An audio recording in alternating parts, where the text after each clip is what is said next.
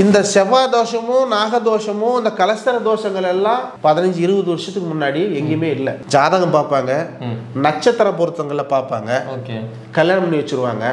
கல்யாணம் பண்ணி அடுத்த 6 மாதத்துல பொண்டாட்டி புருஷனும் பிரிஞ்சிருவாங்க. நான் என்ன சொல்கிறேன், நீ போய் சாமி கும்பிடு, தவறே கிடையாது. வெளியே இருக்கிற பிச்சைக்காரனுக்கு காசை போடு, உள்ள இருக்கிற பிச்சைக்காரனுக்கு காசு போடாது. வசதிக்கு தகுந்த மாதிரி அங்கே வந்து இவரோட வெல்த்துக்கு தகுந்த மாதிரி அங்கே வந்து டேரிஃபை ஃபிக்ஸ் பண்ணுவாங்க. பேக்கேஜஸ் டேரிஃப் எல்லாமே இருக்குது. 10,000 ரூபாய்க்கு 3 கலசம் வைக்கலாம், 20,000 ரூபாய்க்கு 5 கலசம் வைக்கலாம், 25-30,000க்கு மேற்பட்டா 10 கலசம். எத்தனை கலசம் வச்சாலும் அவனுக்கு என்ன நடக்குதோ அதுதான் நடக்கும். திருப்பதி கோயிலுக்கு போகிறோம், எதுக்கு ஃபேமஸ்? திருப்பதி கோயில் வந்து நம்ம போனால் பெருமாளுக்கு ஃபேமஸ் நீங்கள் நினைக்கிறீங்க, காத்திருக்கிறது தான் ஃபேமஸ். வெயிட் பண்ணி சாமி. அம்மாவோடைய கர்ப்பத்தில் பிறக்கிற குழந்தை இந்த இடைப்பட்ட காலங்களில் பிரித்து உங்களுக்கு லக்னம் என்னன்னு தேர்ந்தெடுக்கிறது மட்டும்தான் ஜாதகம். இதை தவிர வேற எதுக்குமே ஜாதகத்தை போட முடியாது. நீங்கள் ஐபிஎலுக்கும் போட முடியாது. திமுக ஜாதகம் பார்க்குறாங்க. இப்போ ஜோதிடத்தில் இருக்கிற பித்தலாட்டங்களை, பொய்யான விஷயங்களை ரிவீல் பண்ணுறது தான் இப்போ நாங்கள் வந்திருக்கோம். பாலாஜி ஹாசன் சொல்கிறதெல்லாம் வந்து அவர் வந்து எதர்ச்சியாக ஒரு விஷயங்களை நடந்துடும், ஃப்ளூக்கில் மாட்டிக்கும். அந்த ஃப்ளூக்கில் வச்சு நீங்கள் நம்பி ஏமாறாதீங்க தான் சொல்லுவேன். இன்னைக்கு அவர்கிட்ட சிட்டிங் 5,000 ரூபாய்.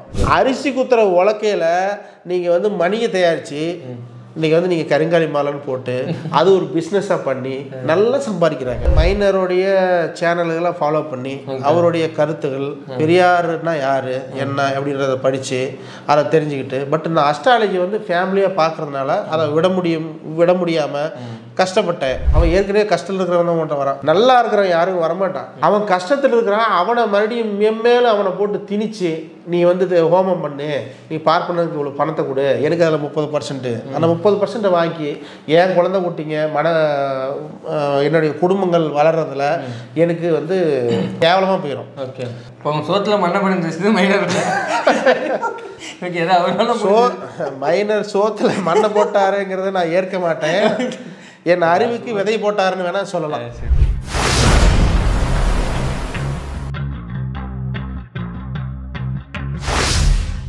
வணக்கம் யூடியூப் ரூட்டர்ஸ், நான் பாட்டர்.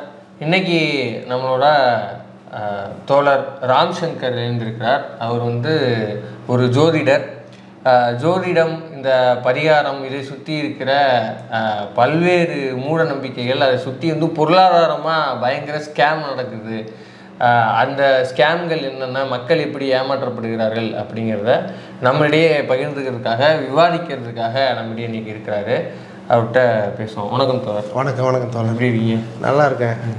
முதல்ல வந்து யூடியூப்ட்ட சொந்தங்களுக்கு என்னுடைய மனமார்ந்த நன்றிகளும் வாழ்த்துக்களையும் சொல்லிக்கிறேன். ஏன்னா நிறைய மெசேஜ் இந்த வீடியோவில் இருக்க போகுது. அஸ்ட்ராலஜினால் பாதிக்கப்பட்டவங்க இதுக்கு மேலே வந்து விழிப்புணர்வாக இருக்கணும் அப்படிங்கிறதுக்காக தான் நான் இன்றைக்கி இங்கே உட்காந்து பேசிகிட்ருக்கேன்.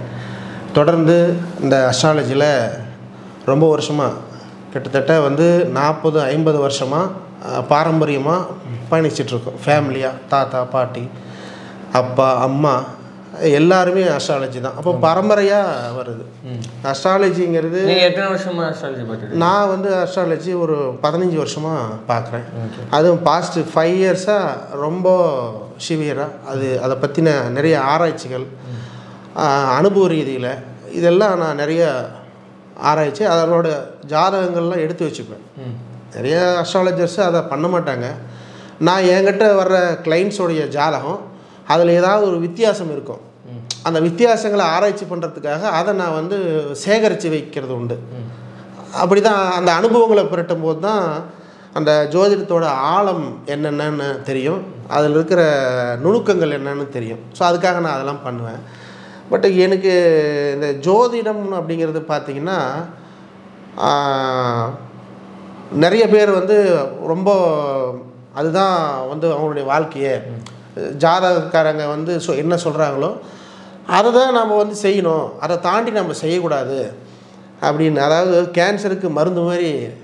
இப்போ எந்த ஒரு சிக்கல் நடந்தாலும் ஜோசியர்கிட்ட ஒரு ஒப்பீனியன், அதுதான் ஒரு எக்ஸ்பர்ட் ஒப்பீனியன் மாதிரி வச்சுக்கிறாங்க. ஆமாம். இப்போ அந்த மாதிரியான நபர்களுக்கு நீங்கள் என்ன சொல்ல விரும்புகிறீங்க? அப்படி வைக்க வேண்டிய அவசியம் இல்லை. ஓகே.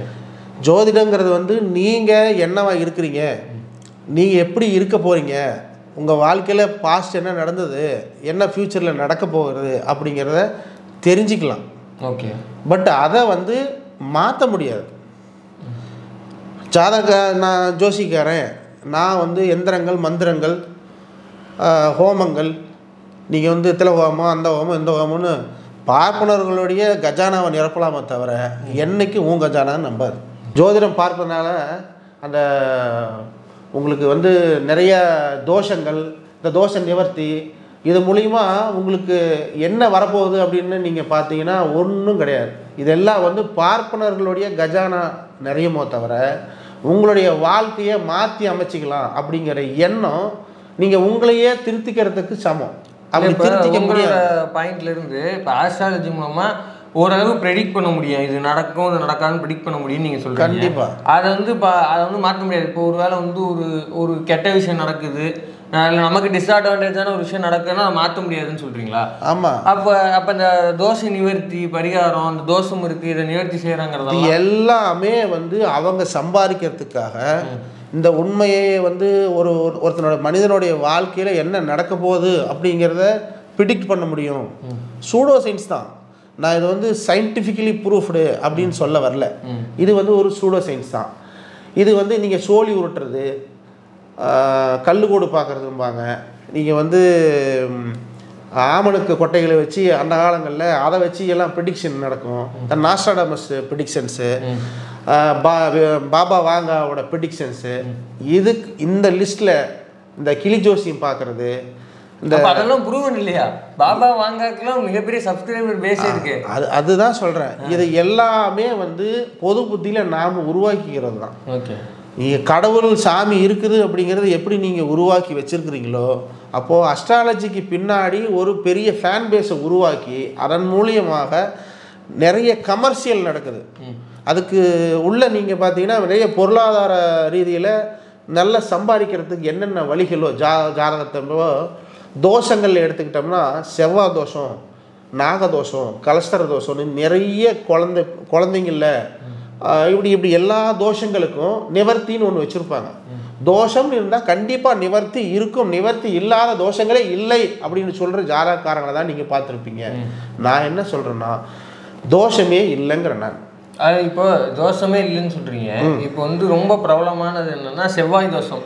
இது வந்து ஜாதகத்தில் இருக்கோ இல்லையோ, ஆனால் இந்த வார்த்தையை கேட்டிருப்பாங்க படங்கள் மூலமாகவோ இல்லை நம்ம குடும்பத்தில் மூலமாக கேட்டிருப்பாங்க. அப்போ இப்போ வந்து பொதுவாக ஜோசியக்காரங்க சொல்கிறேன்னா ஒரு பிரச்சனை ஒன்று அதுக்கு ஒரு சொல்யூஷன் ஒன்று இருக்குது. தோஷம் தான் தோஷம் நிவர்த்தி இருக்குன்ற கேள்வி உள்வாங்கிட்டேன். இந்த செவ்வாய் தோஷமும் நாகதோஷமும் இந்த கலஸ்தர தோஷங்கள் எல்லாம் 15 வருஷத்துக்கு முன்னாடி எங்கேயுமே இல்லை. 15-20 வருஷத்துக்கு முன்னாடி எங்கேயுமே இல்லை. ஜாதகம் பார்ப்பாங்க, நட்சத்திர பொருத்தங்களை பார்ப்பாங்க, கல்யாணம் பண்ணி வச்சுருவாங்க. கல்யாணம் பண்ணி அடுத்த 6 மாதத்துல பொண்டாட்டி புருஷனும் பிரிஞ்சிருவாங்க. அது வேறு விஷயம். அது நட்சத்திர பொருத்தத்துக்கு வரும்போது நான் அதுக்கான டீட்டெயில் சொல்கிறேன். ஆனால் செவ்வாய் தோஷமும் நாகதோஷமும் இதுதான் காரணம் அப்படின்னு நீங்கள் அதை சேர்த்து வச்சு 2 பேருக்கும் செவ்வாய் இருந்து கல்யாணம் பண்ணி வச்சும் 2 பேரும் ஒத்துமையாக இருக்க மாட்டாங்க. அந்த மாதிரி டைவர்ஸுகள் இங்கே நடக்குது. எல்லாம் தேடி தேடி போய் அஸ்ட்ராலஜரை பார்த்து தான் நீங்கள் கல்யாணம் பண்ணி வைக்கிறீங்க. ஆனால் கல்யாணம் பண்ணி அடுத்த 6 மாதம் 1 வருஷத்துலேயே கோர்ட்டில் வந்து நிற்கிறத பார்க்குறோம். அப்போது அந்த அஸ்ட்ராலஜர் ஃபெயிலர் தானே, அது ஃபெயிலரான விஷயத்தை தானே பண்ணியிருக்கிறாங்க. அப்போது அஸ்ட்ராலஜியே ஃபெயிலு அப்படிங்கிற மாதிரி போகுது. நான் என்ன சொல்ல வரேன்னு உங்களுக்கு கரெக்டாக இருக்குன்னு நினைக்கிறேன். அஸ்ட்ராலஜியே ஃபெயிலு, அஸ்ட்ராலஜிங்கிறது தவறு அப்படிங்கிற சுச்சுவேஷனுக்கு போயிடும். ஏன்னா ஒரு விஷயம் நடக்கலை அப்படிங்கும்போது ஜனங்களோட பொது புத்தியில் அது வந்து ஒரு விஷயம் அஸ்ட்ராலஜி மூலியமாக அவங்க சொன்னது நடக்கலை, அப்போ பரிகாரங்களும் அஸ்ட்ராலஜி மூலியமாக தான் அவங்க சொன்னாங்க அப்படிங்கும்போது அப்போ அஸ்ட்ராலஜி வந்து தவறு அப்படின்ற சுச்சுவேஷனில் போயிடணும். சரிங்களா? ஆனால் நான் என்ன சொல்கிறேன், உங்களுடைய ஃப்யூச்சரை தெரிஞ்சுக்கலாமே தவிர அதை மாற்ற முடியாது. அப்போ இங்கே ஏகப்பட்ட பேர் வந்து ஆனால் என்கிட்ட வர 90% கிளைண்ட்ஸு எனக்கு எதையாச்சும் பண்ணுங்க அப்படின்னு, எதுக்கு ஏதாச்சும் பண்ணுங்க சார், எனக்கு வந்து பிஸ்னஸ் ரொம்ப லாஸ் ஆகுது, எனக்கு எதையாவது ஒன்று பண்ணி கொடுங்க, நீங்கள் சொல்லுங்கள் சார், நீங்கள் எத்தனையோ பேரை பார்த்துருப்பீங்க, எதையாவது ஒன்று பண்ணுங்கள், என் பிஸ்னஸ் ரொம்ப லாஸ் ஆகுதுன்னு என்கிட்ட ஒருத்தர் வந்து ஒரு சுவாரஸ்யமான ஒரு கதையை ஒன்று சொல்லி இந்த தோஷத்துக்கு உங்களுக்கு தோஷ பரிகாரத்துக்கு ஒரு முற்றுப்புள்ளி வைக்கலான்னு இருக்கிறேன். என்னென்னா ஒரு தொழிலதிபர் சிறு தொழில் தொடங்கியிருக்கிறார். அப்படின்னு அவர் நல்லா போயிட்டு இருந்த தொழில் ஒரு 3 வருஷத்தில் அப்படியே டவுனு. எந்த தொழில் ஆரம்பித்தாலும் அடுத்த 6 மாதம் 1 மாதத்தில் ஒரு டவுன் ஒன்று இறங்கும். இது MBA ஸ்டூடெண்ட்ஸ்க்கு நிறைய பேருக்கு தெரியும். அதுக்கு மேலே எப்படி டேக்கிள் பண்ணி அதை கொண்டு போகிறோம் அப்படிங்கிறது தான், அதுக்கு மேலே தான் அதுதான் இது. அப்போ அந்த இடத்துல ஒரு பாசிட்டிவ் வைப் ஒன்று வேணும். அது நிறைய பேருக்கு இருக்கிறது இல்லை. அதனால் அந்த விஷயத்தை ட்ராப் அவுட் பண்ணிடுவாங்க.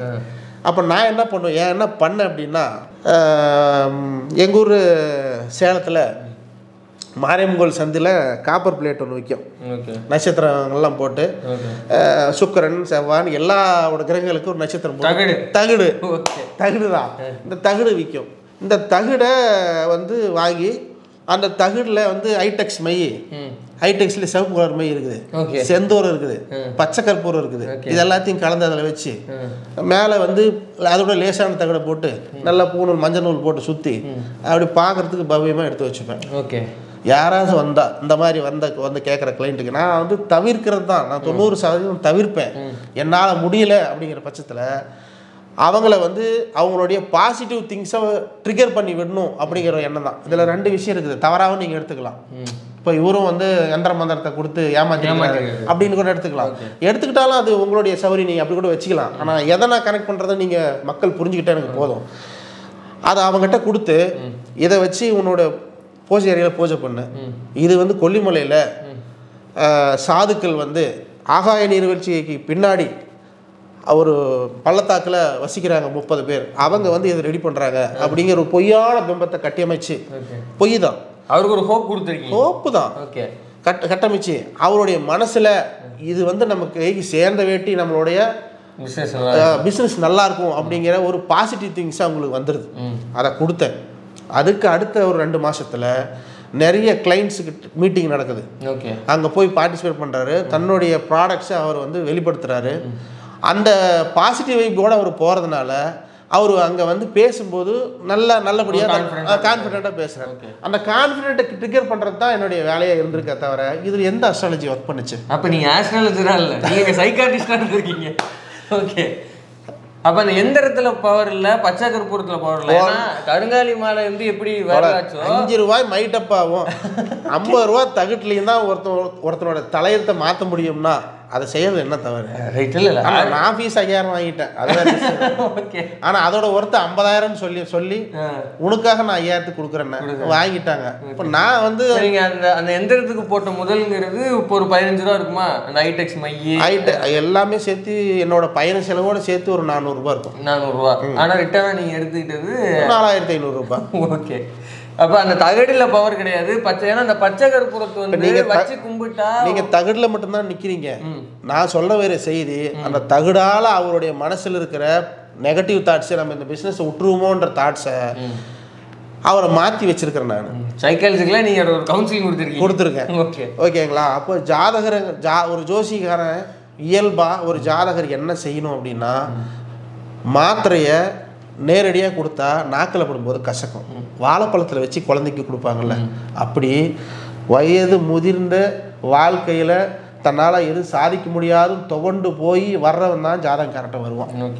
யாருமே நான் நல்லா இருக்கிறேன், கோடீஸ்வரன், எனக்கு ஒன்றும் பிரச்சனை இல்லைன்னு எனக்கு ஜாதகம் பாருன்னு யாரும் வந்து உட்கார மாட்டாங்க. 99.9% பேர் பிரச்சனையானவன் தான் ஜோசிக்காரனை தேடி வருவான். அப்போது அவனுக்கு அந்த வாழைப்பழத்தில் வச்சு கொடுக்குற அந்த மாத்திரை மாதிரி அவனுடைய வாழ்க்கையில் என்ன பிரச்சனைன்றதை கணிச்சு அதுக்கான சொல்யூஷனை சொல்லணுமே தவிர இதை வந்து நீ ஹோமம் பண்ணலாம், நீங்கள் வந்து இந்த பச்சை கற்பூரங்கிறது இருக்குல்ல, அது ரீசெண்டாக வரல. பச்சை கற்பூரத்தை வச்சு நம்ம வந்து வழிபட்டோம்னா பணம் பெருகும், பணம் 1க்கு 2 ஆகும். அந்த பீரோவில் வந்து பணம் வச்சிருக்கிற பகுதியில் பச்சை கற்பூரம் வச்சா, பச்சை கற்பூரம், வெண்கடுகு, இது எல்லாத்தையும் சொல்லுவாங்க. நீங்கள் செந்தோரம் இதெல்லாம் வீட்டில் இருக்கணும். அதுக்கப்புறம் வந்து இந்து மதத்தில் பிறந்தா நீங்கள் திலகமிடணும்.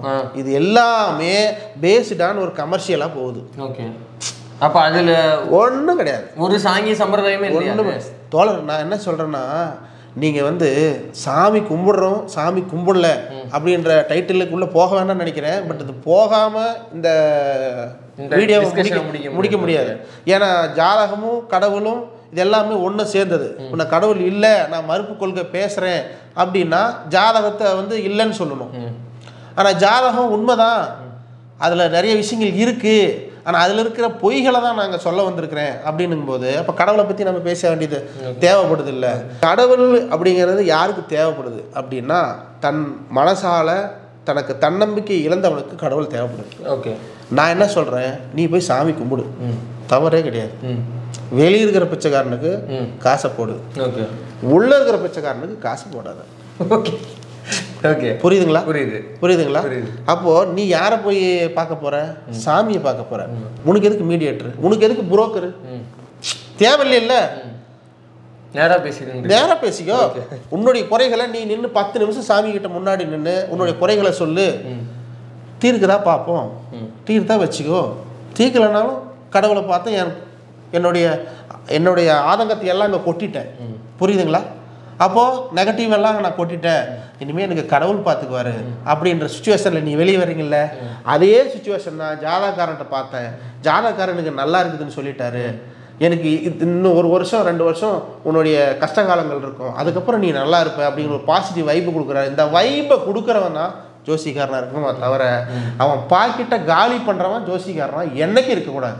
ஓகே, அப்போ இப்போ செவ்வாய் தோஷம் அதெல்லாம் சொன்னீங்க, தோஷம்ங்கிறது அப்படி இல்லை. இப்போ இதை நிவர்த்தி பண்ணுங்கிறதுக்காக இந்த கோயிலுக்கு போங்க, இந்த இடத்துக்கு போயிட்டு இந்த தோஷ நிவர்த்தி பண்ணுங்க, இந்த யாகம் பண்ணுங்க, அதை பண்ணுங்கன்னு. இப்போ நம்ம ஒரு ஊரில் இருப்போம், ஏதாவது ஒரு ஊர், உதாரணத்துக்கு இப்போ ராமேஸ்வரம், வேற ஒரு திண்டுக்கல், இந்த மாதிரி கும்பகோணத்தில் இருக்கும்னு சொல்லுவாங்க. இப்படி சொல்கிறாங்க. கொடுமுடி, பவானி, ராமேஸ்வரம், இது எல்லாமே வந்து பார்த்தீங்கன்னா இதுக்குன்னு மிகப்பெரிய கட்டமைப்பெல்லாம் வச்சுருப்பாங்க. அது தோஷ நிவர்த்தி பண்ணுறதுக்கு அந்த இடத்துல வந்து நிறைய பேர் புரோகிதர்கள்லாம் இருப்பாங்க.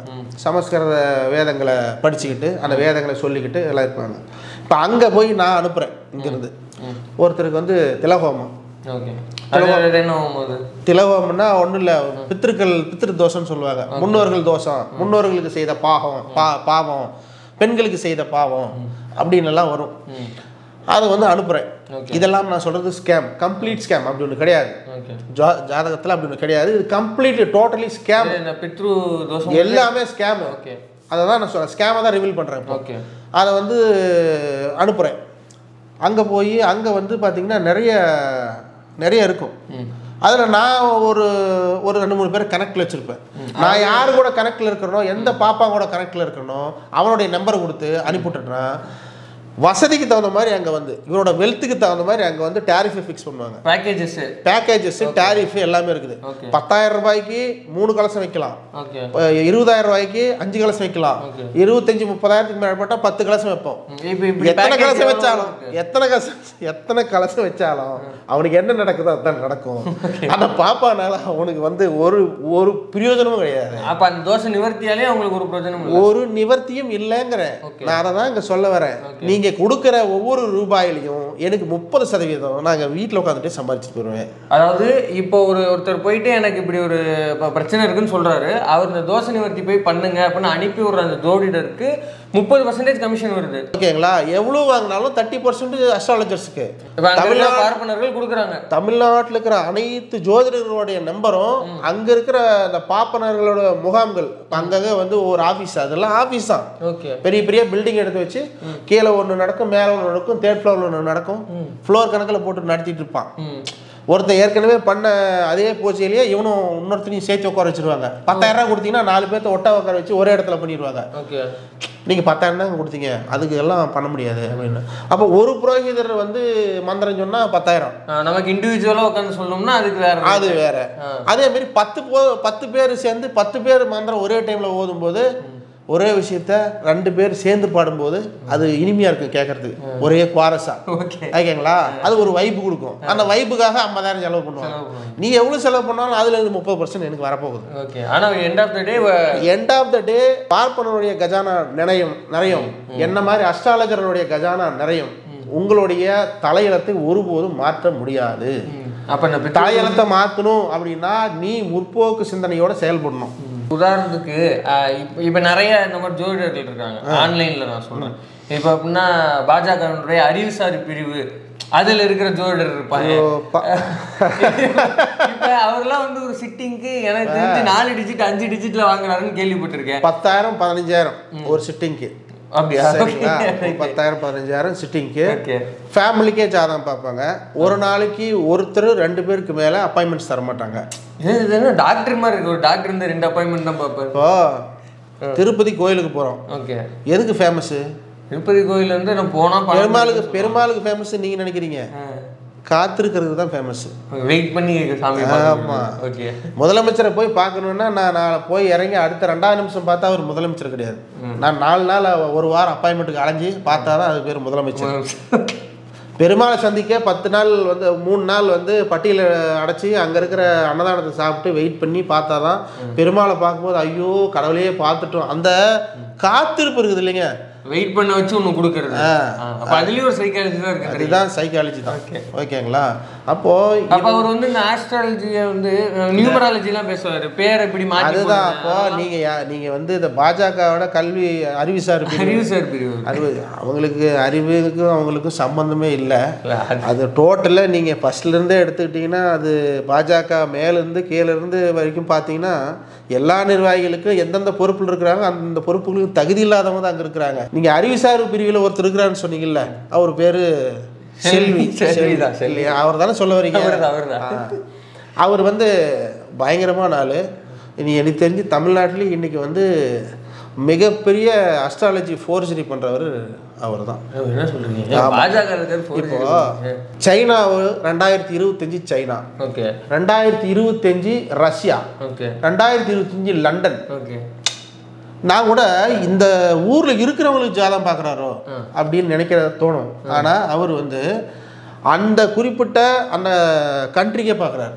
அந்த கண்ட்ரி எப்படி இருக்கும், அந்த நாட்டுக்கு ஒரு நாட்டுக்கு ஜோசியம் அப்படி அவர் பார்க்க அவரால் முடியாது. அதான் அவர் சொல்கிறேன் பாஜகவோட அறிவுசார் பிரிவில். அதனால தான் அவர் அங்கே உட்கார வச்சிருக்கிறாங்க.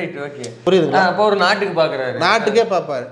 அப்படி ஒரு விஷயம் அஸ்ட்ராலஜியில் இல்லவே இல்லை. இலக்கணமே இல்லை அஸ்ட்ராலஜியில் அந்த மாதிரி பார்க்கறதுக்கு. நாட்டுக்கு பார்க்க முடியாதுன்னு பார்க்க முடியாது. ஒரு இண்டிவிஜுவல் மேனுக்கு பார்க்கலாம், சரி. ஒரு நாட்டுக்கு பார்க்க முடியாது. உலகம் எப்படி பார்க்கவே முடியாது. உலகம் என்னைக்கு தோன்றுச்சு, பிரபஞ்சம் சூரியன்ட்டு இந்த உலகம் எப்போ பிரிஞ்சது யாருக்காவது தெரியுமா? குறிப்பிட்ட டேட்டு குறிப்பிட்ட டைம் தெரியுமா? தெரிஞ்சாதான் லக்னம் போட முடியும், ராசி போட முடியும். என்ன பண்ண இவங்கெல்லாம் வருஷ பிறப்புன்னு ஒன்று பார்க்குறாங்க. நம்ம வந்து சித்திரை ஏற்றுக்கல, நம்ம தை மாதம் ஏற்றுப்போம். நீ சித்திரை 12 மணி 1 நிமிஷத்துக்கு ஜாதகத்தை போட்டு நீ கணிச்சின்னா எப்படி செட் ஆகும்? நான் தை 1 போட்டு நான் கணிப்பேன். ஆளாளுக்கு ஒன்று கணிச்சிட்டு போகலாம். ஆனால் அதில் ஒரு ஒரு ஒரு பிரயோஜனமும் கிடையாது. அவருடைய அடிப்படை ஜாதகமே தப்பு, கணிக்கிறதே தப்பு. இவர் ஏன் இப்படிலாம் பார்க்குறாரு? இப்போ நாமெல்லாம் அதை யோசிக்கலையா? இவர் ஏன் அதை யோசிக்கிறாரு? அப்படி ஏன் கொண்டு போகிறாரு அப்படின்னு பார்த்தா, சைனாவில் இருக்கிற கிளைண்ட்ஸு அந்த நாடு எப்படி வளரும், அதன் மூலியமாக தனக்கு எப்படி வருமானம் வரும், அந்த நாடு வளர்ந்தால் இந்திய ரூபாய்க்கு நிகராக தன்னுடைய நான் இருக்கிற நாட்டோடைய பண மதிப்பு எப்படி உயரும், இதெல்லாம் இருக்குது. அங்கே இருக்கிற என்ஆர்ஐஸ் வந்து ஷேர் மார்க்கெட்டு எக்கனாமிக்ஸ் எல்லாம் பார்க்கறது இல்லை, இவர் தான் பார்க்குறாங்க. அப்போ ஒரு சிட்டிங்க்கு இங்கே இருக்கிறவனுக்கு பார்த்தா 10,000, அவனுக்கு பார்த்தா 50,000 60,000. ஓகே. ஸோ சிட்டிங்னா ஒரு அங்கே போய் பார்ப்பாரா இல்லை ஆன்லைன்லேயே? ஒன்லி ஆன்லைன் தான். அவர் இங்கேருந்து போகிறாரு, லண்டனும் போகிறாரு, லண்டன் போறாரு. அவரெல்லாம் இப்போ முதல்ல அந்த ஆண்மைக்கு லேகி வைப்பாங்க தெரியுங்களா? சேலம் விஜயம், மதுரை விஜயம், சென்னை விஜயம், துபாய் விஜயம். அதேதான். இவர் போய் துபாய் விஜயம், இவர் வந்து மலேசியா விஜயம் அப்படின்னு இவர் நேரில் போய் சந்திக்கிறது உண்டு. அது இல்லாத பேக்கேஜஸ், லைஃப் பேக்கேஜ்னு ஒன்று இருக்குது. ஒரு வருஷத்துக்கு இவ்வளோ பணம் கொடுத்துட்றது. அந்த வருஷத்தில் என்னென்ன நிகழ்வுகளை பார்க்கணுமோ இதெல்லாம் ஃப்ரீயாக பார்த்துக்கலாம். 1 லட்சம் எல்லாமே வச்சுருக்காரு. இது எல்லாமே பண்ணுறாரு. இது எல்லாமே ஜாதகத்தில் இவங்க எல்லாம் பண்ணுறாங்க. இதெல்லாமே வந்து ஃபேக்கு தான். அப்படியெல்லாம் ஒன்றும் பார்க்க முடியாது. அப்போ பேஸாக கணிக்கிறதே தப்பு. சரி, இப்போ ஒரு நாட்டுக்கு இந்த மாதிரி இது பேஸ் தப்பு அப்படின்னா, இப்போ ஐபிஎல் ஸ்பெஷல் ஜோதிடர்கள் இருப்பாங்க. கிரிக்கெட் டீமுக்கு இப்போ நான் வந்து சொன்னேன், ஐபிஎல் மட்டும் இல்லை, கிரிக்கெட் டீம் எல்லாத்தையும் சொல்லுவாங்க. இப்போ இந்தியா வர்சஸ் சவுத் ஆப்பிரிக்கான இந்த டீம் ஜெயிக்கும், அந்த டீம் ஜெயிக்கும், ஐபிஎல் இந்த டீம் தான் கப்படிக்க போகுது. எல்லாத்தையும் ரிவீல் பண்ணுறதுக்கு முன்னாடி ஜாதகத்தோட பேஸ் என்ன அப்படிங்கிறத சொல்லிட்டா மக்கள் வந்து புரிஞ்சுப்பாங்க. ஒரு ஜாதகத்தோட பேஸ், அஸ்ட்ராலஜியோட பேஸ் என்னன்னா, சூரியன் நீங்கள் எந்த நாட்டில் இருந்தாலும் சூரியன் உதயமாகிற டைம், அதிலிருந்து அம்மாவோடைய கர்ப்பத்தில் பிறக்கிற குழந்தை, இந்த இடைப்பட்ட காலங்களில் பிரித்து உங்களுடைய லக்னம் என்னன்னு தேர்ந்தெடுக்கிறது மட்டும்தான் ஜாதகம். இதை தவிர வேற எதுக்குமே ஜாதகத்தை போட முடியாது. நீங்கள் ஐபிஎலுக்கும் போட முடியாது. திமுக ஜாதகம் பார்க்குறாங்க இப்போ. ஆமாம், இல்லை முன்னாடி இவருக்கு பார்த்துருக்காங்க, முதல்வருக்கு பார்த்துட்டு இருந்தாங்க. ஸ்டாலினுக்கு ஜாதகம் பார்க்குறாங்க. நீங்கள் பார்த்துருக்கீங்களா அவருடைய ஜாதகத்தில் எல்லா கட்டத்தையும் நீங்கள் அலசிருக்கீங்களா? ஏன்னா எச்ராஜான்னு ஒரு நிபுணர், அவர் வந்து எல்லா கட்டத்தையும் அலசினாரு, அலசிட்டு வாய்ப்பே இல்லை அப்படின்னாரு. இப்போ ஒரு கொக்கி போட்டு இழுத்துட்டு போகிறேன், அதே எச்ராஜா இழுத்துட்டு போகிறேன். ஸ்டாலினுக்கு முதல்வராக வாய்ப்பு இல்லை, எச்ராஜா சொல்கிறார். சரிங்களா, சரி ரைட்டு, அது ஏற்போம் ஏற்காமல் இருப்போம் அப்படிங்கிறது நம்மளுடைய விருப்பம், அதை விட்டுருங்க. இதே பாயிண்ட்டை உதயநிதிக்கு ஏன் சொல்ல மாட்டேங்கிறாங்க? அப்போ ஒரு அரசியலுக்கு உதயநிதி அந்த கட்சியில் இருக்கிறதுனால தான் திமுக வளருது அப்படிங்கிறது இன்னைக்கு இருக்கிற சூழ்நிலையில் இளைஞர் மத்தியில் உதயநிதி பயங்கர ஃபேமஸாக இருக்கிறாரு. அந்த கட்சியை எந்த அளவுக்கு வளர்ச்சி பாதையில் கொண்டு போகணும்னு உதயநிதி பாடுபடுறாரு. உதயநிதி ஜாதகத்தை ஏன் யாரும் ப்ரெடிக்ட் பண்ண மாட்டேங்கிறாங்க? ஏன் தெரியுமா? உண்மையில் சூரியன் அவர்தான். அடுத்த 50 வருஷத்துக்கு திமுகவோட எதிர்காலமும் அவர் தான். இதை அறிந்தவர்கள் உதயநிதி பற்றி வாயே திறக்க மாட்டாங்க. அப்போ அவர் பார்த்துருக்காரு, இதெல்லாம் அவங்களுக்கு தெரியும். அடிவயிறு எரியுது, வேற வழி இல்லை. அடுத்த தலைவன் பிறந்துட்டான், அடுத்த ஒரு தன்னலமில்லாத தலைவன் அடுத்த 50 வருஷத்துக்கு ஆட்சி செய்யறதுக்கு தமிழ்நாட்டுக்கு ஒரு தெளிவான திராவிட சித்தாந்தம் கொண்ட ஒரு தலைவன் இருக்கிறான்னு தெரிஞ்சு போச்சு. அதனால உதயநிதி அவங்க தொடமாட்டாங்க. உதயநிதியுடைய ஜாதகத்தெல்லாம் அவங்க பார்த்து நம்மளுக்கு கைக்கு ஜாதகம் வரணும்னு நாம கஷ்டப்படணும், ஆனால் அவங்களுக்கு ஈஸியாக போய் சேர்ந்துடும். எல்லாம் பார்த்துருவாங்க. எல்லாம் போற இந்த யூரின் டெஸ்ட் எடுக்கிற மாதிரி இவங்க எல்லாம் போற ஜாதகத்தை வச்சு டெஸ்ட் எடுக்கிறது அவங்களுடைய வேலை. அப்ப அண்ணாமலைக்கு வந்து 26ல வந்து அவர் டிஃபென்ஸ் மினிஸ்டர், 31ல வந்து டெபுட்டி பிஎம், அப்புறம் இன்னொரு 45-40ல வந்து அவரு பிரைம் மினிஸ்டராகவே ஆயிடுவாரு அப்படிலாம் சொல்றாங்களா? அதெல்லாம் அவரு வந்து அதிபராக கூட ஆவார் அண்ணாமலை. இந்தியாவுக்கு எப்படி இல்லை, இந்தியாவுக்கு அதிபர் அவர் யூஎஸ் அதிபர் ஆகலாம். அவர் போய் இப்போ லண்டனில் படிச்சுட்டு வந்துருக்கிறாரு, லண்டன் அதிபர் ஆகலாம். இது எல்லாமே இதெல்லாம் நீங்கள் நம்புறீங்க அப்படின்னா ஜாதகத்தில் ப்ரிடிக்ஷனில் வந்து இது வந்து சூடோ சயின்ஸுங்கிறது நீங்கள் நம்பணும். அது எதை நம்புறீங்க? ஜாதகத்தை நம்புறீங்களா? நீங்கள் நம்புறீங்களா? ஜாதகத்தை நம்ப மாட்டீங்களா? அப்போ எப்படி அதை மட்டும் நீங்கள் நம்புறீங்க? அப்போ அண்ணாமலையோட ஜாதகம் உங்கள் கையில் கொடுத்தாங்களா? முடிஞ்சால் எனக்கு வாங்கி கொடுங்க. அவருடைய ஜாதகத்தை நான் கணிச்சு இதே யூடியூப் சேனலில் நான் சொல்கிறேன் அவர் என்ன ஏதுன்னு. இன்னைக்கு ஆட்டுக்குட்டி மேடிச்சு இருக்கிற அப்படி அவரை ஏன் தேர் இழுத்து எங்க தெருவில் விடுறீங்க? அப்போ ஒரு நாட்டுக்கே பார்க்க முடியாதுன்னா அப்போ அதே லாஜிக் தானே கிரிக்கெட் டீம்ஸ்க்கும் வருது. அப்போ கிரிக்கெட் டீமுக்குலாம் அவர் எப்படி சொல்றாரு, அந்த டீம் நான் சொன்னேன் ஜெயிச்சிருச்சு, இப்போ ஐபிஎல் இந்த டீம் சொன்ன ஜெயிச்சிருச்சு, அவரு ஃபேமஸாக இருக்கிறாரு. நீங்க சேலம் பாலாஜி ஹாசனை சொல்றீங்க, அது வெளிப்படையாக சொல்லலாமே. இப்போ ஒரு ஆக்டோபஸை வச்சு ஃபுட்பாலில் யார் கோல்டு கப் அடிப்பாங்க, எடுப்பாங்க, அது எந்த இது பிக் பண்ணதோ அந்த இது. ஓகே, மனுஷனுக்கு தெரியாத மூளை அந்த ஆக்டோபஸ் இருக்குதுன்னு ஒரு செட் ஆஃப் பீப்புள்ஸ் நம்புறாங்கல்ல, நம்புறாங்களே இல்லையா? அது வந்து உண்மையிலே அறிவியலுக்கு உட்படுத்த முடியல, அறிவியலுக்கு புறமானது அது இருக்குல்ல. அதே மாதிரி தான் இந்த அஸ்ட்ராலஜியில் இவர் சொல்கிறதும். நான் தான் சொல்லிட்டேன், அஸ்ட்ராலஜியோட அடிநாதமே இதுதான் ரைட்ஸு. இதை மாற்றவே முடியாது. சூரியன் உதயத்திலிருந்து கர்ப்பகிரகத்திலிருந்து தன் குழந்தையும் தாயும் செய்யும் பிரிகிற நேரங்களை வைத்து கணிப்பது மட்டும்தான் அஸ்ட்ராலஜி. மற்றபடி எப்படி அஸ்ட்ராலஜி கணிக்க முடியாது. நீங்கள் வந்து ஜென்ரலாக இருக்கிற ஒரு விஷயத்துக்கு ஜாதகம் எழுத முடியாது. ஓகே, அப்போ இவங்க வந்து தன்னை ஆஸ்ட்ராலஜர்னு சொல்லிக்கிறாங்க, ஆஸ்ட்ராலஜிங்கிறதான் தன்னுடைய தொழில்னு சொல்லிக்கிறாங்க. அப்போ ஆஸ்ட்ராலஜியில் இல்லாத ஒரு விஷயத்துக்கு அவர் சொல்கிறேன், பாலாஜி ஹாசன் 2020 செவர்லெட் ஷோரூமில் ஒரு விற்கிறவராக இருந்தார், சேல்ஸ் ரெஃபாக இருந்தார். அப்படி ஓகே, சரிங்களா? நானே போயிருக்கிறேன். செவர்லெட் செயில் ரொம்ப ஃபேமஸான வண்டி. அந்த வண்டி எடுக்கலான்னு போய் இவர்கிட்ட தான் நான் கொட்டேஷன் வாங்குறேன். ஏன்னா என்னுடைய சொந்த ஊர் சேலம் அப்படிங்கிறதுனால அவர் பாலாஜி ஹாசனுடைய டாப் டு பாட்டம் எனக்கு தெரியும், எப்படி வளர்ந்தார் என்னன்னு.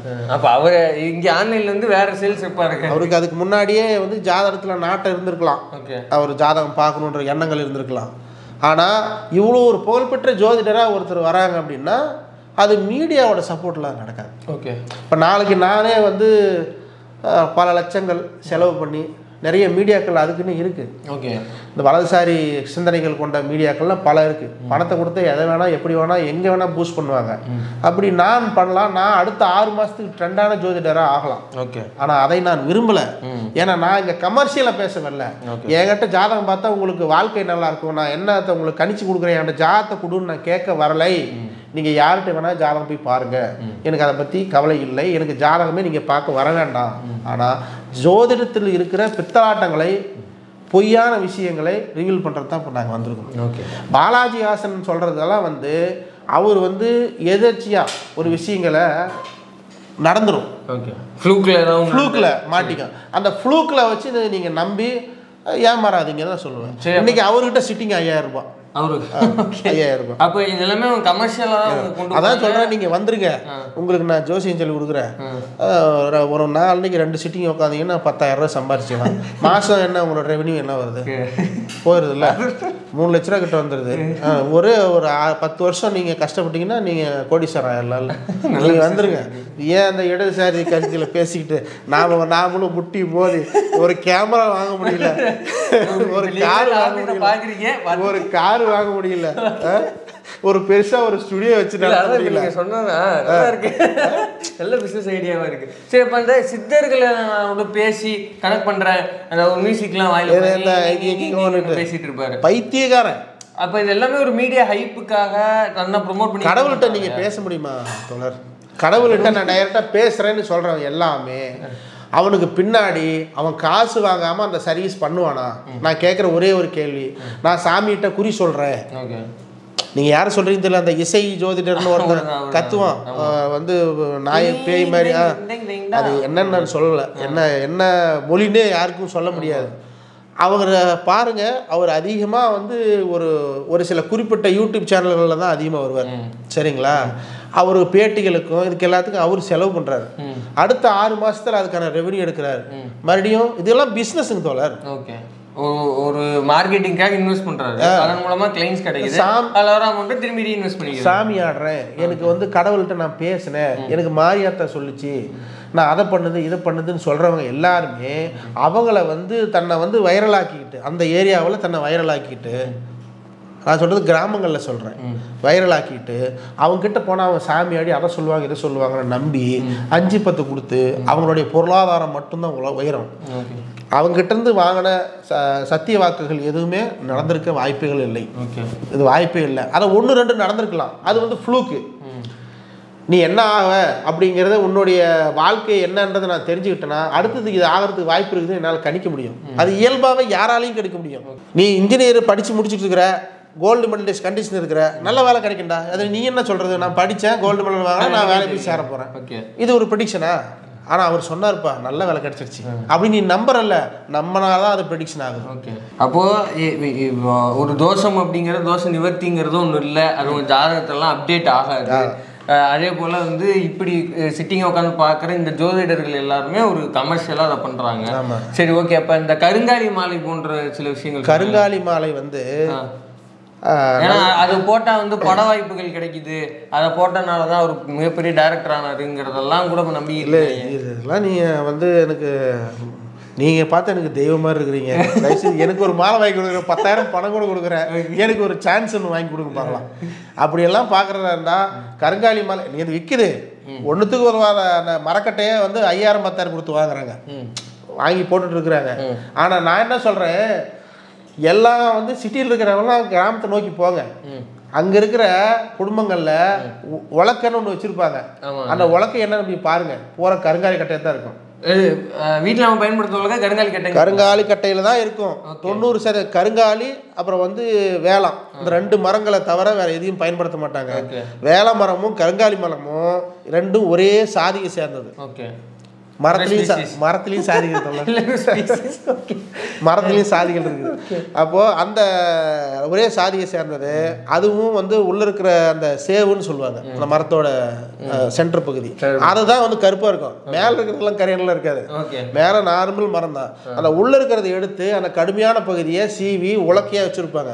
அரிசி குத்துற உலக்கையில் நீங்கள் மணியை தயாரித்து இன்றைக்கி வந்து நீங்கள் கருங்காலி மாலைன்னு போட்டு அது ஒரு பிஸ்னஸாக பண்ணி நல்லா சம்பாதிக்கிறாங்க. இப்போ அப்போ நீங்கள் சொல்கிறப்ப அந்த கட்டைக்குள்ள இருக்கிறத சின்ன மணியாக செஞ்சாலே அவரோட பவர்னா, கட்டையாத வீட்டில் வச்சுருந்தா பயங்கர பவர். அப்படின்னா நான் கோடீஸ்வரன், எங்கள் வீட்டில் 4 இருக்குது, நான் கோடீஸ்வரன் இருக்குமே, நான் எதுக்கு நீங்கள் 4 வச்சுருக்கீங்களா? 4 இருக்குது எங்கள் வீட்டில். சார் அப்போ லாஜிக் படி பார்த்தா நீங்கள் அதானியோடலாம் சண்டை விட்டுட்டு இருக்கீங்க. ஆமாம், அப்போ அடுத்து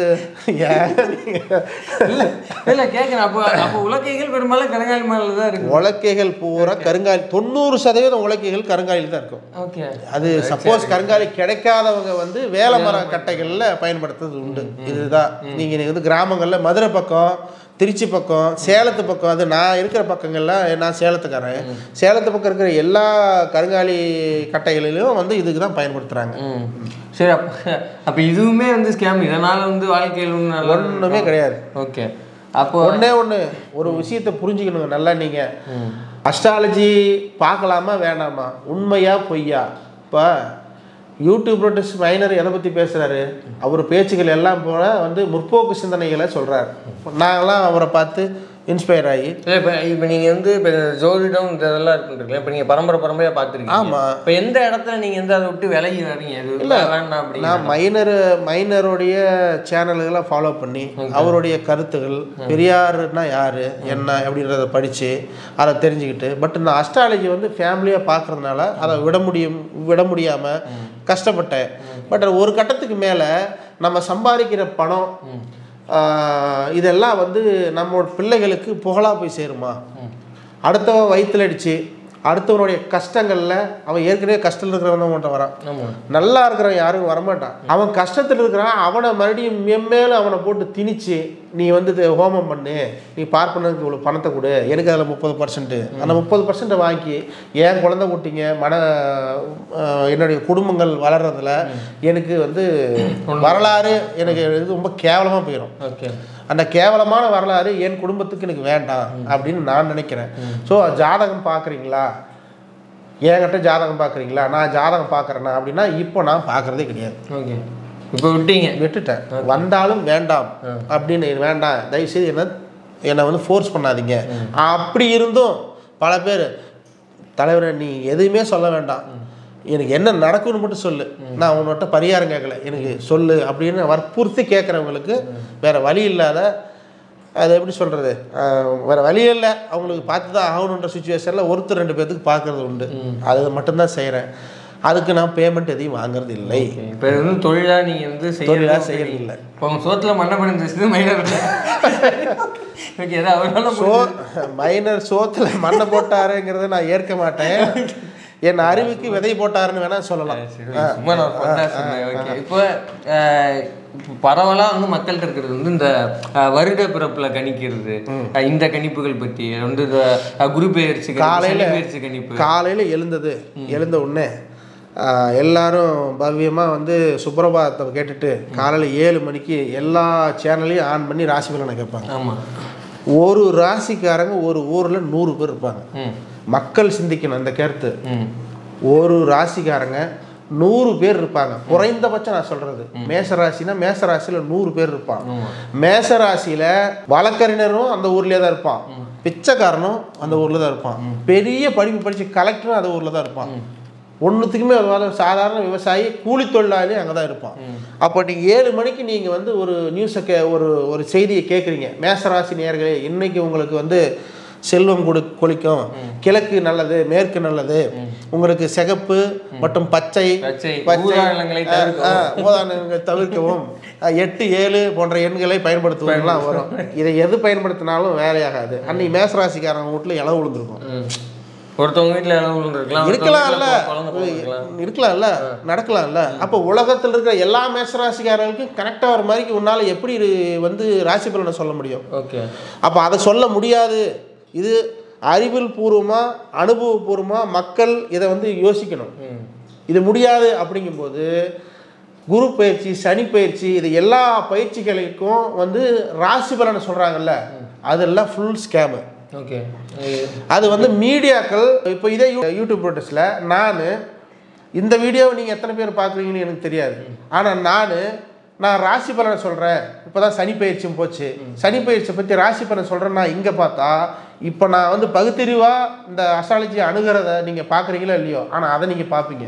ஏன்னா மக்களோட பொது புத்தியில் நீங்கள் அஸ்ட்ராலஜியை கடவுளுக்கு நிகராக, அஸ்ட்ராலஜரை கடவுளுக்கு நிகராக நீங்கள் பார்க்க ஆரம்பிச்சிட்டீங்க. ஸோ அது வேண்டான்னு நான் நினைக்கிறேன். பச்சை கிளியை வச்சுக்கிட்டு வந்து கிளிஜோசியம் பார்க்குறான், கருங்காலி கட்டையை வச்சுக்கிட்டு கைரேகை பார்க்குற ஒரு கேள்வி, ஆமணக்கு கொட்டைகளை வச்சுக்கிட்டு அந்த காலங்களில் வந்து ப்ரிடிக்ஷன் பண்ணவங்க, சோழி விட்டு ப்ரிடிக்ஷன் பண்ணுவாங்க. இந்த லைனில் அஸ்ட்ராலஜி வச்சுக்குவாங்க. அஸ்ட்ராலஜிக்குன்னு தனித்துவம் ஒன்றும் கிடையாது. அஸ்ட்ராலஜியால் எதிர்காலத்தை தெரிஞ்சுக்கலாம். சயின்டிஃபிக்கலி ப்ரூஃப்டுனா இல்லை, அது வந்து ஒரு சூடோ சயின்ஸ். ஸோ தெரிஞ்சுக்கலாம் ஒரு 90%, 100க்கு 100%. நாளைக்கு அடுத்த நிமிஷம் நாளைக்கு நான் காலில் தடிக்கி விழுந்து கீழே விழுவனான்ற வரைக்கும் நீ சொல்லுன்னா எந்த அஸ்ட்ராலஜராலும் சொல்ல முடியாது. இப்போ குழந்தைகள் வந்து பிறக்கிறது இருக்குல்ல, இப்போ அதுக்கு வந்து ஒரு கணிப்பு பண்றாங்க. இப்போ நீங்க என்ன சொன்னீங்கன்னா அந்த சூரியன் இதானதுல இருந்து கர்ப்பத்துல இருந்து வெளியே, இப்போ இதன் மூலமா தான் ஒரு ஜாதகம் உருவாகுது. அப்படின்னா இப்போ நான் அதையே வந்து ஒரு நல்ல டைம்ல நான் எடுத்தேன்னா இது பண்ண முடியும்னு ப்ரெடிக்ட் பண்றாங்க. ஒரு மிகப்பெரிய தனியார் ஹாஸ்பிட்டல்ஸ், ஓகே, எல்லா ஹாஸ்பிட்டல்ஸ்லையும் எந்த ஹாஸ்பிட்டல்னு குறிப்பிட்டு சொல்ல வேண்டிய அவசியம் இல்லை, எல்லாரும் இது செய்கிறாங்க. ஸோ இந்த ஹாஸ்பிட்டல் தான் இது செய்கிறாங்க அப்படின்னு நீங்கள் வைக்கிறது, அது அந்த ஆதாரம் கேட்டால் நம்மகிட்ட சொல்ல முடியாது. பெரும்பாலான ஹாஸ்பிட்டலில் இதை செய்கிறாங்க வேணால் நம்ம சொல்லலாம். ஒரு குறிப்பிட்ட நாளில் அன்னைக்கு மட்டும் ஆப்ரேஷன்ஸ் அதிகமாக நடக்கும், அது குறிப்பிட்ட நேரங்களில் ஆப்ரேஷன்ஸ் அதிகமாக நடக்கும். ஏன் அப்படின்னா அந்த அன்னைக்கு அந்த டைமில் பிறக்கிற குழந்தைங்க நல்ல ராசியுள்ள குழந்தைகளாக இருக்கும் அப்படின்னு அஸ்ட்ராலஜியில் கணிச்சு கொடுத்துறது. ஓகேங்களா? வியாபார நோக்கம் தான் அது எல்லாமே. இதில் எந்த ஒரு பொதுவான செயலோ மக்கள் நலனோ கிடையாது, பக்தியோ ஒன்றுமே கிடையாது. நீங்கள் அப்படியெல்லாம் நீங்கள் சாமியை கொண்டு வந்து அஸ்ட்ராலஜிக்குள்ளேயே விடாதீங்க. அஸ்ட்ராலஜி வந்து சோழி உருட்டுறதுல கடவுள் இருக்கிறாரு, கடவுள் தான் எனக்கு உள்ள இறங்கி கடவுளே சோழி உருட்டுறாருப்பாங்க, சோழி உருட்டுற மாதிரி தான் சொல்லுவான். அவர் அப்படிதான் அதை சொல்லலைன்னா, அப்படி உருட்டலைன்னா அவர் சொல்ற உருட்டு நீங்க நம்ப முடியாது. புரியுதுங்களா? அப்போ எல்லா விஷயத்துக்கும் வந்து கடவுள் தேவைப்படுறாரு, அப்போ அஸ்ட்ராலஜிக்கும் கடவுள் தேவைப்படுறாரு. அப்போ இவங்க வந்து ப்ரைவேட்டில் இருக்கிற ஹாஸ்பிட்டல்ஸு இதை தான் செய்யுது. எல்லாம் வந்து டேட்டை குறித்து அந்த குறிப்பிட்ட நேரங்களில் அந்த குழந்தைகள் எப்படி பேரண்ட்ஸ் வந்து அஸ்ட்ராலஜிட்ட கேட்டு இது பண்ணுறதா இல்லை இவங்களே ஹாஸ்பிட்டலே வந்து ஒரு கனெக்ட் வச்சு? என்னுடைய குழந்தை, நான் அடுத்தவங்களை சொல்ல விரும்பலை, என்னுடைய குழந்தை, நான் வந்து இந்த புரிதல் இல்லாத காலகட்டத்தில் என்னோட குழந்தைக்கு இன்றைக்கி வந்து வயசு 11 வயசு ஆகுது. 11 வருஷத்துக்கு முன்னாடி அஸ்ட்ராலஜி பார்த்து டாக்டர்ஸ் வந்து சிசேரியன் தான் பண்ணணும் அப்படின்னு சொல்கிறாங்க. ஒரு 7 நாள் வெயிட் பண்ணி பார்க்கலாம், முடியலன்னா பண்ணிக்கலாம் அப்படின்னு சொல்கிறாங்க. நான் வந்து இல்லை சிசேரியன் தான் நடக்கும் அப்படின்னா எனக்கு நான் சொல்கிற டைமுக்கு எடுத்துக்கொடு. ஆனால் ஆமாம், இல்லை அப்படின்னா நீங்கள் வந்து நார்மல் டெலிவரி நடக்கும்னு எனக்கு நீங்கள் வந்து கன்ஃபார்ம் கொடுக்கணுன்னா டாக்டர் வந்து இல்லை நான் கன்ஃபார்ம் சொல்ல முடியாதுங்க அப்படின்னாங்க. கன்ஃபார்ம் சொல்ல முடியாதுன்னா 15 days பிஃபோராகவே எடுத்துட்டேன் நான். ஓகே, 15 நாளைக்கு முன்னாடியே ஒரு டைம் குறித்து கொடுத்து குறிப்பிட்ட நாள் டைம் குறித்து கொடுத்துட்டு எடுத்துட்டேன். ஓகே, பட் அந்த குழந்தை என் பையன் நல்லா இருக்கிறான், நல்லா ஆரோக்கியமாக இருக்கிறான், எந்த நோய் நொடி இல்லாத நல்லா இருக்கிறான். ஓகே, ஆனால் எல்லாருக்கும் இந்த டைம் அமையுமா அப்படிங்கிறது தெரியல. மேலும் இந்த தவறை நான் எங்கேயும் செய்ய மாட்டேன். இப்போ நீங்கள் அதை வந்து தவறுங்கிறது உணர்றீங்க. அதான் தவறு, இயற்கையாக பிறக்கிறது தான் பெஸ்ட்டு. அதுதான் வந்து பெண்களுக்கு, ஏன்னா ஸ்பைனல் கார்டில் சயின்டிஃபிக்காக பார்ப்போம், பெண்கள் வந்து ஸ்பைனல் கார்டில் ஒரு இன்ஜெக்ஷன் ஒன்று பண்ணுவாங்க. அது அந்த வேதனையும் வலியும், என்ன முட்டை போடுற கோழிக்கு தான் முட்டையை நீ ருசி பார்க்கலாம், முட்டை போடுற கோழிக்கு தான் அந்த வலி தெரியும் அப்படிங்கிற மாதிரி பிள்ளை பார்க்குற அந்த பெண்ணுக்கு தான் அந்த வலி தெரியும். ஸ்பைனல் கார்டில் ஒரு இன்ஜெக்ஷன் பண்ணுவாங்க, ஐ திங்க் L2 L3ன்னு நினைக்கிறேன், அந்த இடத்துல ஒரு இன்ஜெக்ஷன் பண்ணுவாங்க. அந்த இன்ஜெக்ஷன் பெயின் வந்து 6 months இப்படி இருக்கும். ஓகே, சரிங்களா? அது சிசேரியனாக இருக்கிறவங்களுக்கு தான் தெரியும். அவ்வளோ பெரிய கஷ்டங்களை அனுபவித்து அந்த குழந்தைய பெற்றெடுக்கிற தாய்க்கு சிசேரியன் வந்து ஒரு நல்லதே கிடையாது. ஓகே, நார்மல் டெலிவரி தான் அவங்களுடைய அடுத்த ஒரே மாதத்தில் மறுபடியும் பழையபடி அவங்க வந்து தன்னுடைய உடலில் வந்து மாற்றிக்க முடியுமே தவிர 6 மாதத்துக்கு சிசேரியன் பண்ணால் 6 மாதத்துக்கு அவதி தான். இந்த 6 மாதத்தில் அவங்க தப்பிச்சாதான் உண்டு, எங்கே எப்போ என்ன இன்ஃபெக்ஷன் ஆனாலும் செத்து போயிடுவாங்க. ஓகே, சரிங்களா? அப்போ அவங்கள வருத்தி தான் நாம் வந்து அந்த டைமுக்கு குழந்தைகளை எடுக்கிறோம். அப்போ நார்மல் டெலிவரின்னு சொன்னாலும் கூட சிலர் இந்த மாதிரி ஜோதிடம் பார்த்து இப்படி எடுக்கிறதுல இவ்வளோ அவங்க உயிருக்கே ஆபத்தாக 20 to 25 குழந்தைங்களுக்கு மேலே நான் டைம் குறித்து கொடுத்துருக்குறேன். பட் எல்லாரும் அந்த டைமுக்கு எடுத்தாங்களான்னு எனக்கு தெரியல. ஆனால் இதில் இன்னொரு விஷயம் இருக்குது, நான் டைம் குறித்து கொடுத்து அந்த சமயத்தில் டாக்டர் ஒத்துக்கிட்டு அந்த சமயத்தில் அனஸ்தீசியா கொடுக்குற டாக்டர்ஸ் ஒத்துக்கிட்டு அந்த இடத்துல அந்த டைமில் ஆப்ரேஷன் தியேட்டர் ஃப்ரீயாக இருந்து இத்தனையும் நடந்தால்தான் அந்த குழந்தை அந்த டைமுக்கு பிறக்கும். இவ்வளோ கன்வின்ஸ் ஆகணும். ஆனால் தான் நம்ம பிறக்கும். அப்போது இந்த கன்வின்ஸ் எல்லாம் நடக்குது அப்படின்னா அப்போ அந்த குழந்தை அந்த டைமுக்கு நல்லபடியாக பிறக்க போகுது அப்படின்னு நம்ம எடுத்துக்கலாம். ஓகே, பண்ணலாமே தவிர வேறு ஒன்றும் பண்ண முடியாது. ஓகே, இப்போ இதே போல் வேறு ஏதாவது உங்களுக்கு வந்து இன்சிடென்ட் இருக்கா, சம்பவங்கள் ஏதாவது நடந்திருக்கா? இல்லை, எனக்கு வந்து நீண்ட நாளாக கல்யாணம் ஆகலை. எனக்கு வந்து கல்யாணம் 45 வயசு ஆயிடுச்சு, 40 வயசு ஆயிடுச்சு அப்படிங்கிறவங்க நிறைய பேர், ஆண்கள் நிறைய பேர் வருவாங்க. அவங்ககிட்ட வசதி இருக்கும், பணபலம் இருக்கும், எல்லாமே இருக்கும், படைபலம் இருக்கும், சொந்தக்காரங்க இருப்பாங்க, எல்லாம் இருக்கும். ஆனால் பொண்ணு மட்டும் கொடுக்க மாட்டாங்க, அவங்களுக்கு கல்யாணம் ஆகாது. என்னன்னு பார்த்தா ஏதாவது ஒரு தோஷம். ஓகே, யாராவது ஒரு தற்குறி ஜோசியர்கள் அவங்கள வந்து ஒரு தேவையில்லாத ஒரு பக்கம் ட்ரிகர் பண்ணி விட்டு பூஜை புனஸ்காரங்கள்னு போயிட்டே இருந்து அவன்கிட்ட எந்தெந்த வகையிலெல்லாம் வந்து பணத்தை பிடுங்க முடியுமோ, அவனை எப்படியெல்லாம் சுரண்ட முடியுமோ, இந்த கோயிலுக்கு போ, அங்கே போ, இங்கே போ, என்னையை சேர்த்தி கூட்டிகிட்டு போ, அது இருக்காங்க இப்போ. ஆமாம், அவர் இன்னொன்று ஜாதகர் கூடையே கூட்டிகிட்டு போய் பரிகாரம் பண்ணால் இன்னும் நல்லது. அந்த ஜாதகருக்கு போயிட்டு வர்றதுக்கு சும்மா ஊர் சுற்றுறதுக்கு அவருக்கு காசு, ஃபீஸு. அது கமர்ஷியல் தானே நான் சொல்கிறது, எல்லாமே பேக்கேஜ் தான். இதுதான் பண்ணுறாங்க. இப்போது அந்த மாதிரி இருக்கிறவங்க என்கிட்ட வரும்போது நான் என்ன பண்ணுவேன், கொஞ்சம் மனதளவில் சயின்டிஃபிக்காக இது உண்மை இல்லை, அது வந்து மக்களுக்கு நல்லதாக போய் சேரல, இதை வந்து நிறைய வந்து கமர்ஷியலாக கொண்டு போகிறாங்க, அந்த வியாபார நோக்கத்தோடு செயல்படுறாங்க அப்படிங்கிறது புரிகிறதுக்கு முன்னாடி நான் கூட அப்படி தான் இருந்தேன்.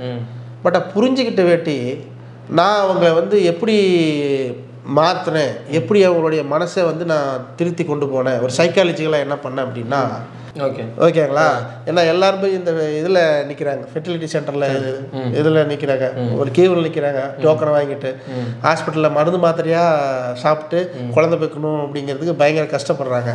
அந்த காலம் அப்படி இருக்கும்போது இந்த சிறு வயதில் ஒரு பொண்ணை வந்து அடையணும் அப்படின்னு 40 வயசு ஆளு நினைக்கிறத நான் உடைப்பேன். அந்த அந்த அவனுடைய பொது புத்தியிலேருந்து உடைப்பேன். அது ஆகாது, உனக்கு கல்யாணமே ஆகாது, நான் சொல்கிறத நீ செய்ய மாட்ட, ஸோ நீ செய்ய மாட்டாங்கும் போது உனக்கு எப்படி நான் வந்து பலன் சொல்கிறது அப்படிம்பேன். அந்த ஆள் என்ன பண்ணா, சாமி நீ என்ன சொன்னாலும் நான் கேட்குறேன், எனக்கு கல்யாணம் ஆனால் போதும் அப்படிம்பா. அவனை காக்க வச்சு அதுக்கப்புறம் ஒரு விஷயத்தை கொடுப்பேன். ஏன்னா அந்த விஷயத்தை காக்க வச்சு கொடுக்கும்போது தான் அதனுடைய அந்த விஷயத்தோட அந்த கருத்தோட ஆழம் அப்போ தான் அவனுக்கு தெரியும், சைக்காலஜிக்கலாக. ஆமாம், அப்போ நான் என்ன சொல்லுவேன்னா, நீங்கள் வந்து ஏற்கனவே மனமாகி டைவர்ஸ் ஆன பொண்ணு, இல்லைன்னா கணவன் இருந்த விதவை, இந்த மாதிரி பெண்கள், அதாவது குறையுள்ள பெண்கள், குறைங்கிறது மனசில் தான் இருக்குது, அதுதான் உண்மை. பட் ஆனால் அவங்களுடைய புத்தியில் நான் சொல்கிறது, என்னுடைய கிளைண்ட்டோட புத்தியில் அது வந்து நீங்கள் அந்த மாதிரி பெண்களை நீங்கள் வந்து அணுகுங்க, கல்யாணம் பண்ணிக்கிறேன் அப்படின்னு அணுகுங்க. கல்யாணம் பண்ணிக்கிட்டீங்க அப்படின்னா உங்கள் வாழ்க்கை பிரகாசமாக இருக்கும். சரி, எப்படிங்க இது ஒத்துக்கிற மாதிரி இருக்கா, ஜாதகம் பார்க்க தேவையில்லை, அந்த மாதிரி கல்யாணம் நீ பண்ணுறதா இருந்தால் பொருத்தங்கிறத எதையுமே பார்க்க தேவையில்லை அப்படின்னு முடிச்சிருவோம், பிடிச்சிருந்தா நீ பண்ணிக்கலாம். சரி, இது எப்படி பாசிபிள், ஜாதகம் பார்க்காம பண்ணலாமா அப்படின்னா, அந்த பொண்ணு ஏற்கனவே ஒரு மன வாழ்க்கையில் சிக்கி அதனால் ஏதாவது ஒரு பிரச்சனையில் அது வெளியே வந்திருக்கும்.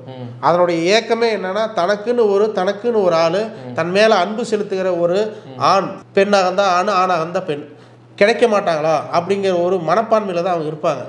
ஸோ இவங்களுக்கும் தன்னுடைய ஒரு இணை இல்லை அப்படிங்கிற ஒரு அஃபெக்ஷனில் தான் கல்யாணம் பண்ணுறாங்க. அப்போ பண்ணும்போது 2 பேரும் எதிர அன்பு செலுத்திக்கிறதுனால இவங்களோட பிரச்சனைகளே வராது. இது சைக்காலஜிக்கலி ப்ரூஃப் தான். இதை வந்து அஸ்ட்ராலஜி பார்த்து நான் சொல்கிறேன் அப்படின்னு சொன்னால், சாமிகிட்ட வர வாங்கி ஐயர் உங்களுக்கு நான் வரம் கொடுத்தேன் அப்படிங்கிறது எப்படி பொய்யோ, அப்படி அஸ்ட்ராலஜி மூலியமாக நான் இதை சொன்னேங்கிறது பொய் தான். ஆனால் அவங்களுக்கு நல்லது நடக்குதா இல்லையா, அது அந்த விஷயத்தை நம்ம பார்க்கணும். அதுதான் வேற ஒரு மறுமணத்தை வந்து கண்டிப்பாக நான் நிறைய பேர்த்துக்கு அந்த மாதிரி பண்ணியிருக்கிறேன், அவங்க எல்லாரும் நல்லா இருக்கிறாங்க. வந்து நீங்கள் சொல்கிறீங்க இப்போ நீங்களே வந்து ஆஸ்ட்ராலஜியில் ஒரு சைக்காலஜிக்கல் அப்ரோச் தான் பண்ணியிருக்கீங்க. நீங்கள் சொல்கிற எல்லா சுவாரஸ்யமான சம்பவங்களாக இருக்கட்டும் எல்லாமே நீங்கள் சைக்காலஜிக்கலாக தான் அப்ரோச் பண்ணுவீங்க. நீங்கள் ஒரு ஆஸ்ட்ராலஜி அப்ரோச்சே நீங்கள் எதுலையுமே பண்ணலை. நீங்கள் சொல்கிறத நான் அதை அப்படி தான் புரிஞ்சுக்கிறேன். இப்போ நீங்களே சொல்கிறீங்க, இப்போ இந்த சூரியன்லேருந்து இதாகி அந்த கர்ப்பகிரகத்துலேருந்து வர்ற அந்த டைமை மட்டும் தான் கணிக்க முடியும், வேறு எதுவும் ப்ரெடிக்ட் பண்ண முடியாது அப்படின்னு நீங்களே சொல்கிறீங்க. அப்போது இந்த மாதிரியான விஷயங்களில் பண்ணால் இப்படி ஆயிடுவோம், நம்ம பணக்காரன் ஆயிடுவோம், அம்பானி ஆயிரும், அதானி ஆயிடுவோங்கிறது எல்லாமே இப்போ ஃபேக் தானே. இப்போ ஆஸ்ட்ராலஜிங்கிறத நம்ம எப்படி இது பண்ணி டைம் குறித்து குழந்தை எடுக்கிறாங்கல்ல, பிறக்கிற குழந்தைகள்லாம் அம்பானியாவோ அதானியாவோ அவங்களோட ஜாதகத்தை எடுக்க முடியுமான்னு எடுக்க முடியாது. இப்போ இப்படி இந்த டைம்ல பிறந்தா இவ்வளவு கோடீஸ்வரன் ஆகிறோம் பண்ண முடியாது, பண்ண முடியாது. ஆஸ்ட்ராலஜிங்கிறதே ஒரு அன்னைக்கு நாள்ல பெட்டர், நீங்க அப்படிதான் புரிஞ்சுக்கணும். அன்னைக்கு நாள்ல பெட்டரு, அன்னைக்கு இருக்கிற டைம் இல்லையா, அன்னைக்கு பெட்டரான டைம் அப்படிதான் எடுத்துக்கணும். அந்த டைம் கோடீஸ்வரனா கூட இருக்கலாம், இல்ல நார்மலான வாழ்க்கையா கூட இருக்கலாம். ரொம்ப லோவராக ரொம்ப பிரச்சனைகள் இல்லாத ஜாதகமாக கொடுப்போம் அப்படிங்கிற ஒரு நம்பிக்கையில் தான் அன்றைக்கி எடுக்கப்படுது. நிறைய பேர் சிசேரியனில் இறந்தும் போகிறாங்க, அதுவும் நடக்குது, எல்லா இடத்துலையும் நடக்குது. ஆனால் அதுக்கு பின்னாடி இப்படி ஒரு ஜாதக பின்பலமும் இருக்குது. சிசேரியனில் ரொம்ப ஏர்லியராக இல்லை, இப்போ நான் என்ன சொல்றேன், ரொம்ப ஏர்லியராக ஆப்ரேஷன் பண்ணனாவும் ஒன்றா குழந்தை இருக்கும், இல்லை அம்மாவுக்கு பிரச்சனையாகும். ஏர்லியராக தான் பண்ண முடியும், நீங்கள் பிஃபோராக பண்ண முடியாது. இப்போ அடுத்த மாதம் 7ஆம் தேதி 8ஆம் தேதி ஒருத்தர் கொடுத்துருக்குறாங்க டேட்டு, 15ஆம் தேதி நாள் நல்லா இருக்குது. 7 நாள் வயிற்றுல குழந்தை வச்சுட்டு இருக்க முடியுமா? அது முடியாதுல்ல. அப்போ பிஃபோராக தான் பண்ணுவாங்க. பிஃபோராக பண்ண அந்த தாய்க்கும் சேய்க்கும் 2 பேருக்கும் பிரச்சனை தான். ஆனால் பிரச்சனையே அவங்க ஒத்துக்கிட்டு என்ன வந்தாலும் நாங்கள் பண்ணிக்கிறோம் அப்படின்ற உத்தரவாதத்துக்கு பின்னாடி தான் கத்தி வைக்கிறாங்க. அது தேவையற்றது. இல்லை, இப்போ நான் தான் கேட்குறேன், இப்போ ஆஸ்ட்ராலஜியில் இவ்வளோ விஷயங்கள் பண்ண முடியும், இந்த டைமிங்கில் எடுத்து அப்படி ஒரு பெட்டர்மெண்ட்டான ஒரு ஜாதகத்தை கொடுக்க முடியும் அப்படின்னா அது ஏன் ஆஃப்டர்வர்ட்ஸ் வர மாட்டேங்குது அப்படிங்கிற ஒரு கேள்வி வருது இல்லை. இப்போ நீங்களே ஓவராலாக உங்களோட கிளைண்ட்ஸுக்கு நீங்கள் பண்ணது எல்லாமே ஒரு சைக்காலஜிக்கல் அப்ரோச்சில் தான் பண்ணியிருக்கிறீங்க. அப்போ இதில் சயின்ஸ் தானே இருக்குது, இதில் ஆஸ்ட்ராலஜிங்கிற ஒரு கான்செப்ட் எங்கே வருதுன்ற ஒரு கேள்வி வருது இல்லை இருக்குது. அதான் எப்படி, ஏன்னா இப்போ நான் இப்போ 40 வயசு ஆணுக்கு ஆகாது, கல்யாணம் ஆகாது அப்படின்னு நான் சொன்ன சைக்காலஜிக்கலாக சொன்னது எல்லாமே எல்லாத்துக்கு பின்னாடியே உண்மையிலேயே அவருக்கு கல்யாணம் கூடுறது ரொம்ப கஷ்டம். ஓகே, அதை நான் தெரிஞ்சுக்கிறேன். எதன் மூலியமாக தெரிஞ்சுக்கிறேன்? அஸ்ட்ராலஜி மூலியமாக தெரிஞ்சுக்கிறேன். அவருக்கு கல்யாணம் ஆகணும், எந்த மாதிரி ஆகும்னா இந்த மாதிரி தான் ஆகும் அப்படிங்கிறது எனக்கு தெரியுது. தெரிஞ்சதுனால தான் நான் சொல்கிறேன். அதை வேற ரீதியாகவும் கொண்டு போகலாம்.